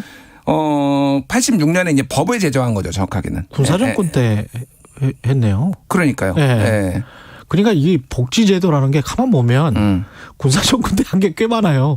그러니까 밀란이 일어나지 않게 하기 위해서는 연금이랄지 뭐 국민건강보험이랄지 뭐 이런 것들 있잖아요. 뭐 김종인 뭐 이런 분이 예. 또 혁혁한 공을 세운 부분도 있죠. 예. 어찌됐든 88년에 이제 본격적인 실시를 했는데 당시에는 차등 적용을 했어요. 1년간. 예. 그래서 1군 462원, 2군 487원 뭐 이렇게 했는데 아, 이때는 차등 적용이었군요. 예. 그런데 이때 이제 좀 이게 어느 정도냐라고 예. 기억이 안 나시니까 당시에 아이스크림이 200원. 아이스크림 200원? 예. 자, 그리고 담배가 600원이에요. 88년도에. 지금 4,500원이거든요. 예. 자, 지금 이제 9,160원이거든요. 예. 1시간 일하면은 담배 2갑 살 수 있습니다, 지금. 1시간 일하면 그러네요. 예. 예. 지금 이때는 1시간 일하면은 담배를 한 갑을 못 사요. 600원이니까. 그러니까 최저임금이 많이 낮았다. 물가랑 생각을 해보니까 그렇군요. 물가의 생각을 감안을 해도 어찌됐든 최저임금이 좀 낮았다라고 이제 보여지죠. 그럼 그동안에 이제 근데 꾸준히 올랐고. 꾸준히 올랐어요. 꾸준히 올랐는데 이제 뭐 최저임금 인상폭이 사실은 물가 인상률보다 전체적으로 높았습니다. 그랬겠죠. 이렇게 못 따라갔는데. 그러니까 이 정도로 낮았으니까. 담배 한 갑도 못 샀는데. 담배 한 갑도 못 사니까. 예. 그래가지고 보통 보면은 뭐 정권마다 좀 차이가 있었는데 낮으면은 4%대, 높으면은 한 7에서 8%대였는데 예. 가장 눈에 띄는 거는 박근혜 정부 때였어요. 박근혜 예. 정부가 굉장히 이 복지에 좀 인색하다라고 했지만은 실제 예전에 재정 확장 정책 보면은 돈 굉장히 많이 썼거든요. 그럼요. 박근혜 정부가 많이 썼어요. 많이 했으니까 예. 박근혜도 잘한 게 있다. 우리가 다시 한번 생각을 해봐야 되고요. 예. 박근혜 정부 때 평균 7.2%가 올랐습니다. 근데 맞아요. 예. 그러니까 7.4% 예. 평균. 근데 문재인 정부 때 굉장히 막 최저임금 많이 올렸잖아요. 첫 해 2018년에 이 16.4%가 오르면서 소득주도 성장 막 이렇게 됐잖아요. 그랬죠.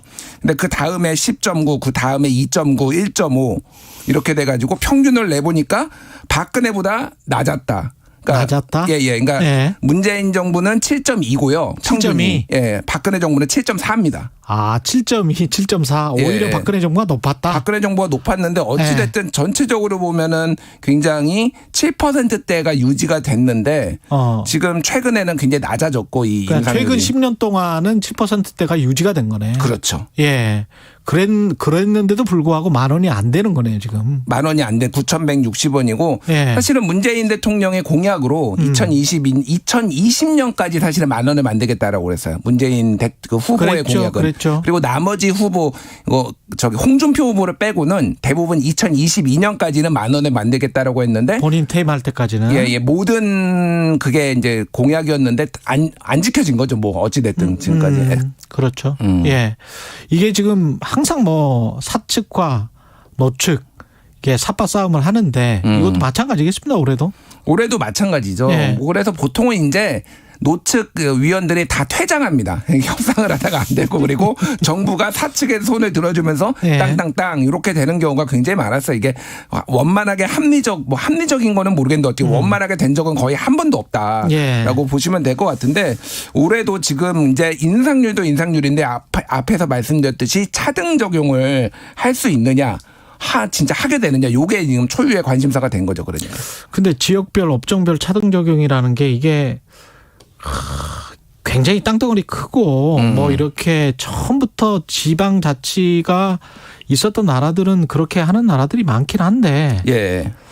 그러니까 가능하겠습니까, 한국이? 지역별 이제 다른 나라 사례를 좀 말씀드리면은 예.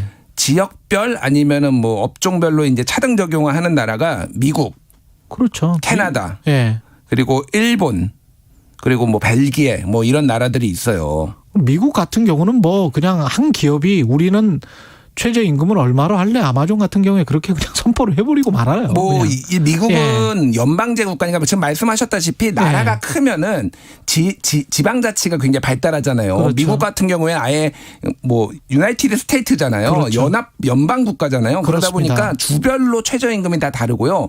주별에서도 심지어는 예를 들면 뉴욕 같은 경우에는 시간대별로도 최저임금이 다르고 그렇습니다. 낮에 일하나 밤에 일하나 뭐 이런 것도 다르고요. 예. 숙련도에 따라서 다르고 굉장히 복잡해요. 근데 연방이 최저임금을 결정을 해주긴 합니다. 근데 그 수준보다는 훨씬 높은 거죠. 예를 들면은 지금 캘리포니아주 같은 경우에는 15달러예요. 그렇죠. 예. 예. 그러니까 이게 연방에서는 한 제가 8불, 정확하게 8불, 9불 뭐 요 정도인데 낮았어요, 굉장히. 예. 그러니까 뭐 시애틀이 대표적으로 굉장히 높거든요. 여기가 예. 거기도 이제 15달러 정도 예. 이 정도 되니까 그 주별로 참 차이가 많이 나죠. 그렇죠. 뉴욕주 같은 경우도 높은 지역이고 예. 기업별로 그렇게 기업도 뭐 아마존처럼 뭐 이렇게 공격을 받으면 뭐 최저임금 확 높여버리겠다 뭐 이렇게 나오는 기업들도 있고. 그러니까요. 예. 그래서 뭐 일본 같은 경우에도 지역별로 차등이 있고요. 예. 특정 산업에서도 그러니까 업종별로도 이제 차등이 있어요.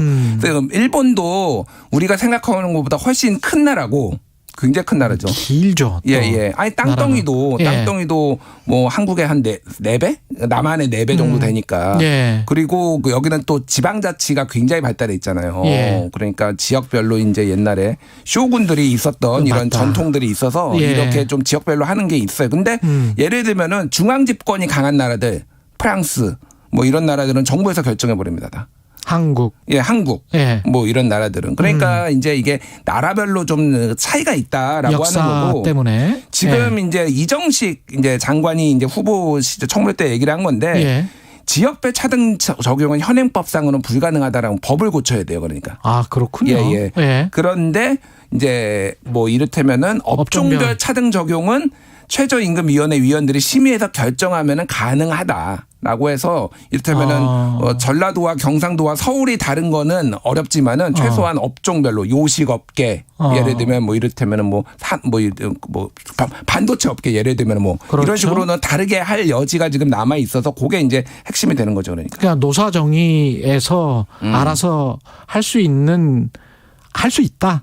할 수 있다라고 본인이 개입하지는 않겠다. 할 수 있다 여지를 남겨뒀지만은 정부의 의지가 얼마나 강하느냐가 이제 관건이 되는 거죠, 이게. 그리고 노사정의 정의 또 정부니까요. 그죠? 그러니까요. 예. 이동원 님이 최저임금 근로자위원 을과 을의 대결과 갈등으로 모른 것 같다. 뭐 이런 말씀을 하셨고 그다음에 그 최저임금 수준 자체를 감당 못하는 일부 업종이 있다. 그래서 1723님은 그래서 업종별로는 좀 차등 적용해야 된다. 특히 이게 중소상공인들 식당 하시는 분들이 이런 주장을 하시는 것 같은데. 그러니까 이게 한국이 좀 다른 나라도 그렇지만 한국은 좀 독특한 게 이 산업의 이중 구조가 있잖아요. 소위 말해서 수출 산업의 양극화.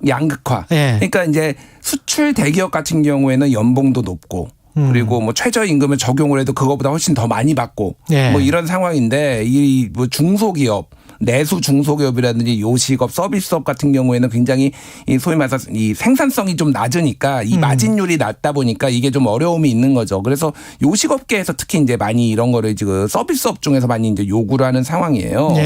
그게 근데 이게 그 말씀하신 대로 이제 자영업자와 이를테면은 뭐 알바생의 갈등으로 이게 비화될 가능성 뭐 이런 것도 이제 배제를 할 수가 없는 거죠. 근데 최저임금 한참 오를 때 그런 이야기 많이 했었잖아요. 사장님이 가지고 가는 돈이 더 적을 수 있다. 뭐 그때 기사도 한참 나왔는데 편의점 업주가 편의점 알바보다 덜 가져간다. 그때는 이제 그게 사실은 그 최저임금의 문제도 있었지만 그거보다는 과당 경제 편의점이 이제 거리 제한이 없어지면서 막 들어서 우후죽순처럼 들어섰거든요. 그때 뭐 그런 얘기들이 어쨌든 있으면서 이제 체인 대기업들만 다 돈을 가져가고 뭐 그런 게 있었습니다. 그런 이제 구조적인 문제가 있어요. 그래서 뭐 아까 전에 제가 조금 말씀드렸는데 영국 같은 경우에는 지역별로는 없는데요. 나이별로 차등이 있습니다. 예를 들면은 25세 이상, 21세에서 24세, 18에서 20세, 16에서 17세별로 나이별로 차등이 있어요. 나이별로도?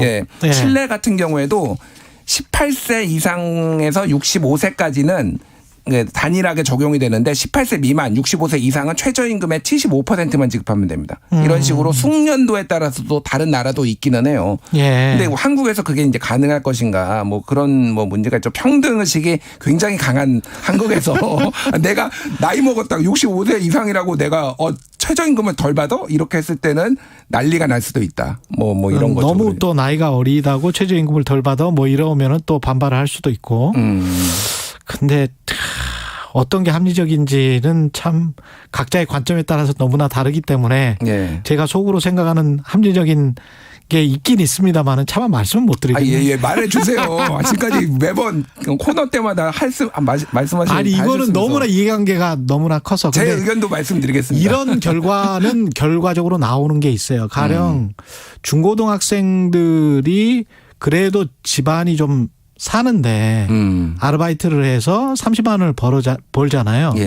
그러면은 우리가 가구 분포 조사를 할 때 소득 분포 조사를 할 때 그게 좀 격차가 벌어지는 이유가 그래서 뭐 이렇게 뭐라고 하죠? 우리 그 소득 분배 이게 오히려 소득 불평등이 늘어나 버리는 이유가 최저임금을 획일적으로 적용함으로써 그럴 가능성은 조금씩 있습니다. 실질적으로도 보면.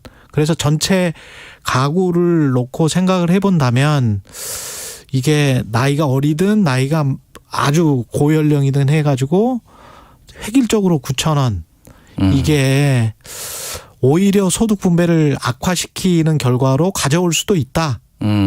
이를테면 말씀하시는 거는 이를테면은 더 숙련된 젊은 사람들을 쓰려고 하다 보니까 그러니까 오히려 그 고용에 있어서 문제가 발생할 수도 있다라는 거예요. 그 고령층이나 아니면 미숙련 그 역으로 보면 그렇게 될 수도 있어요.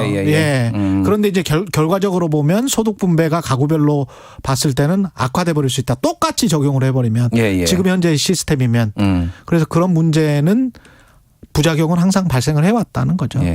근데 이제 이 최저임금 제도라는 게 국가가 임금의 최저순을 정하고 이를테면 이 사람들 노동자가 최저 생계를 할 수 있게 하는 그 금액이거든요.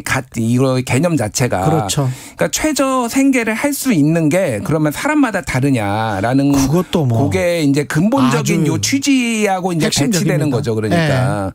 그러니까 누구는 그러면은 내가 한 35세면은 굉장히 많은 최저 생계비가 필요하고 뭐 덜 하고 뭐 이 차이가 있느냐. 이게 그러니까 가치의 개념도 사실 있어서 어려운 부분이긴 한데 혼자 사는 만약에 그 1인 가구고 뭐 거의 뭐 아동이나 청소년이 가정을 이끌어 가야 되는 경우다. 그러면 전혀 또 상황이 다르죠. 그렇죠. 예. 그러니까 사실은 최저임금으로 모든 문제를 풀 수는 없고요. 그렇게 풀어서도 안 됩니다. 다른 복지 제도가 이거를 많이 보완을 해줘야 되는 건 맞는데 어찌됐든 지금 어떤 생산성의 문제에 있어서 분명히 그러니까 업종별로 차등이 있기 때문에 그 부분을 조금 고려를 해볼 때는 오지 않았나라는 저도 조금 한번 사회적 합의를 한번 이끌어볼 필요는 있지 않나 그런 생각은 들어요. 그러니까. 고민스럽습니다. 지금 굉장히 많은 댓글들이 있는데 김지훈님은 생계형 자영업자들 문제 최저임금 너무 많이 올리면 부작용 심할 것 같다.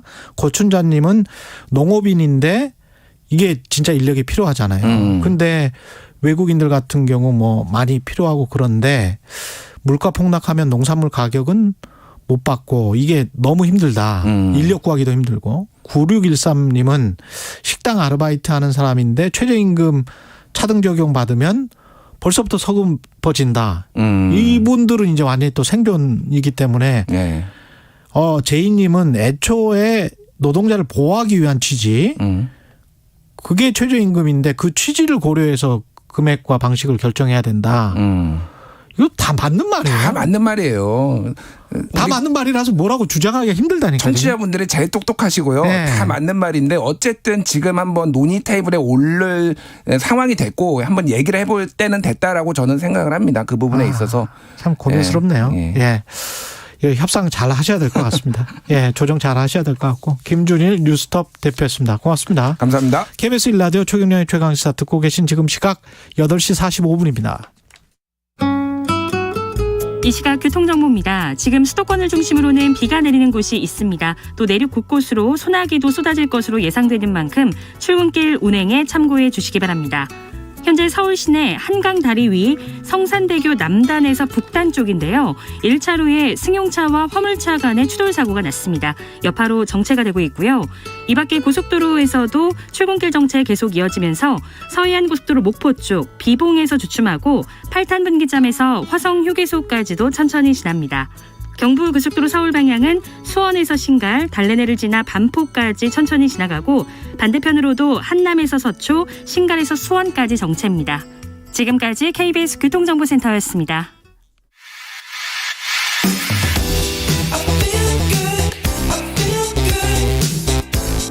세상에 이익이 되는 방송 최경영의 최강시사.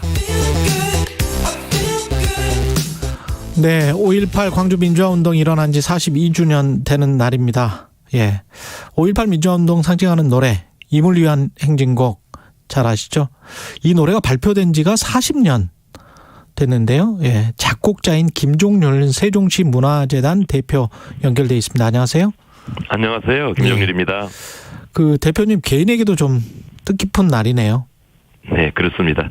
뭐 매년 그렇듯이 5월이 되면 항상 뜻깊은 제게 떡이 있고 또 가슴이 울렁거리는 그런 날입니다. 이걸 그 20살 시절에 만드셨어요? 네, 그렇습니다. 아, 그때 작곡을 하시고 시작은 황석영 소설가 작가의 제안이었다고 하던데. 네, 당시에 그 황석영 작가가 광주에 살고 있었거든요. 그래서 이제 많은 문화패들과 소통을 하고 있었는데, 이제 5.18 그날이 이제 82년이니까 2주기를 앞두고 이게 우리가 아무것도 안 하고 있을 수는 없지 않느냐.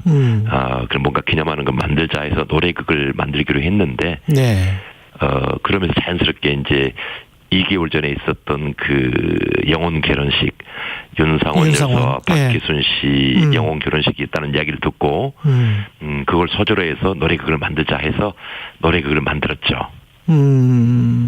그 속에 마지막 있었던 거죠. 나온 노래가 이제 임을 위한 행진곡입니다. 그래서 이 단조군요. 제가 고민을 많이 했었죠. 원래 보통 행진곡은 다 장조곡인데. 그러니까요. 네, 단조가 가능할까 했는데 이게 만들어 놓고 보니까 의외로 이게 또 좀 장중한 맛과. 그렇죠. 그런 의미가 잘 맞아떨어지다고 느꼈습니다. 예, 서글프고 그런 영혼 결혼식이라서 그렇게 만드신 것 같은데 오히려 이제 그게 영원히 기억되는 곡이 돼가고 있습니다. 예. 노래의 의미는 어떤 거라고 보세요? 저는 개인적으로 이 임을 위한 행진곡은 5.18을 상징하는 노래이기도 하지만 제가 개인적으로 항상 세 단어로 님을 위한 행진곡의 의의를 설명합니다. 그 세 단어가 뭐냐면은 존경과 찬사와 그리고 각오라고 합니다. 제 스스로한테 잊지 않으려고 존창각 하는데요. 예. 그 어려웠던 시절에도 그 죽음을 앞두고 정말 두려웠던 시절인데, 그렇죠.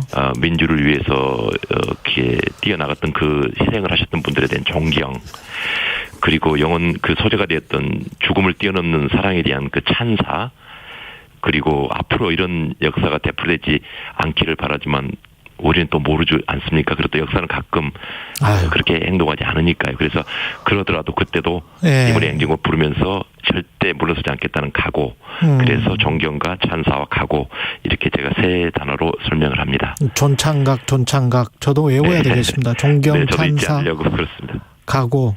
예. 찬사와 각오. 예. 그 5.18 기념식에서 사실은 이 행진곡이 제창될 때 안 불렀던 정치인들도 있었고 한참 논란이 계속되고 그랬었습니다. 그 역사가. 네, 참 안타까운 역사였습니다. 사실은 뭐 어떻게 보면 가장 간단한 상식적인 일인데요. 네. 뭐 오래전부터 그 유족들하고 국민들이 기념식에서 이 노래를 제창으로 불렀는데 그러면 그 제창으로 부르는 것이 상식이고 그렇게 해주면 되는 겁니다. 그런데 이것을 자꾸 다른 각도에서 해석을 하고 억압을 하려고 하니까 이런 이상한 문제들이 많이 생겼던 것이죠. 예, 그게 또 이 노래 자체를 어떤 그 이념적으로 보고 이제 재단하고 윤색하고 낙인 찍고 그랬던 역사가 분명히 꽤 오랫동안 존재를 했었거든요. 맞습니다. 너무 안타까운 일인데요. 님을 위한 행진곡을 너무나 많이 정치적으로 이용을 했죠. 사실 뭐 아시다시피 님을 위한 행진곡은 불순한 노래가 아니고요. 뭐 색깔이 있는 노래가 아니고 단순히 설명하면 5.18 희생자를 추모하는 노래이고 또 뭐 민주주의를 열망하는 그런 노래이지 여기에 무슨 뭐 사상이 생기고 무슨 이상한 뭐 좀 뭐 빨간색을 열려고 그러고 자꾸 그런 그걸 이용하라는 세력들이 있었는데요. 뭐 이제는 이제 그런 일이 없기를 바랍니다. 예, 일단은 윤석열 정부 출범하고 이 국민의힘 의원들 대부분이 이제 동참을 하기로 해서 그 다음에 이제 뭐 당연히 뭐 재창하겠다 이런 이야기가 들리니까 상당히 이제 분위기는 좋아진 것 같습니다. 네, 우선 저도 그런 뉴스를 봤는데요. 뭐 당연히 환영하는 입장이고요. 추후로도 우리 윤석열 정부가 진정으로 이제 5.18과 또 님을 위한 행진곡을 기념하는 그런 정부가 되기를 바랍니다. 예, 이게 저 헌법 정신에도 헌법 전문에도 좀 넣어지기를 바라시죠? 네, 본인이 그렇게 또 약속하셨지 않습니까? 네. 그래서 당연히 그렇게 되리라고 믿고 있고 가능한 빨리 했으면 좋겠습니다.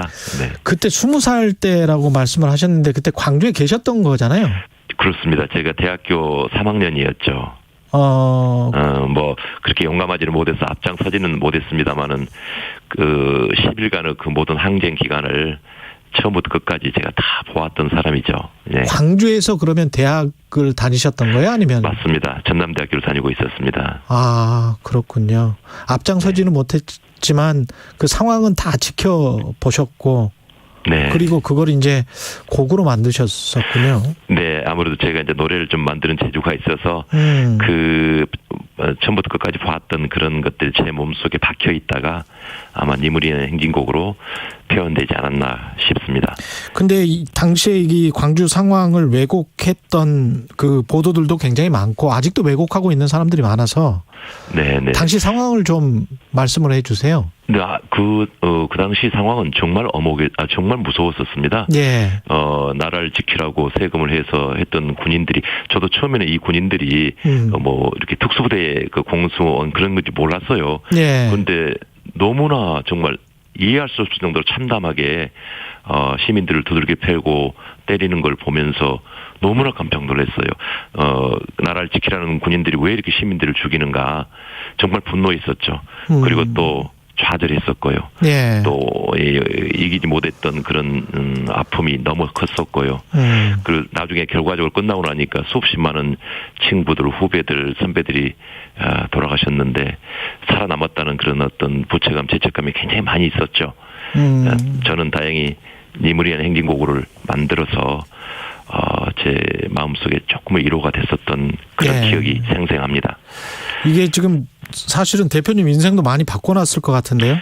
맞습니다. 제가 뭐 지금도 많이 부족하긴 하지만 이 니무리안 행진곡이 전국적으로 불려지면서 많은 사람들이 이 노래를 따라하고 그럴 때 제 스스로에게 이야기를 했죠. 니무리안 행진곡 작곡자로서 부끄럽지 않게 살아야 된다 하는 그런 제 삶의 지침이 되었다고나 할까요? 그런 노래죠. 네. 존창각. 네, 계속 네. 존경 찬사하고 네. 이 5.18 민주화 운동의 예술적 형상화를 위해서 다른 노력도 좀 하고 계시다고 들었습니다. 네, 지난 한 5년 동안 6년 동안 제가 참여를 해서 니무리안 행진곡 세계화 대중화 사업을 진행했었습니다. 그래서 결과 한 8편의 교향곡이 만들어졌고요. 다음에 또 대형 뮤지컬 한 편이 지금 만들어졌습니다. 그렇지만 이제 아마 프랑스 대혁명 역사에서 나오다시피 저는 5.18과 같은 그런 항쟁의 역사는요, 정치나 교육의 영역에 머물러서는 안 됩니다. 왜냐하면 굉장히 위험하거든요. 언제에 따라 또 바뀌어질 수도 있기 때문에 그래서 프랑스 대혁명처럼 문화예술로 승화된 그런 역사만이 영속한다고 믿고 있습니다. 그래서 앞으로도 이런 노력을 계속할 것이며 윤석열 정부가 이렇게 또 5.18을 기념하고 인정하고 또 진정으로 이렇게 여러 가지를 해나간다면 이런 문화예술적 형상화 작업에 많은 힘을 좀 기울여 주셨으면 하는 바람이 있습니다. 네. 알겠습니다. 여기까지 듣고요. 김종률 세종시 문화재단 대표였습니다. 고맙습니다. 감사합니다. 끝으로 임을 위한 행진곡 들으면서 끝내겠습니다. 5월 18일 최경영의 최강 시사였습니다. 고맙습니다.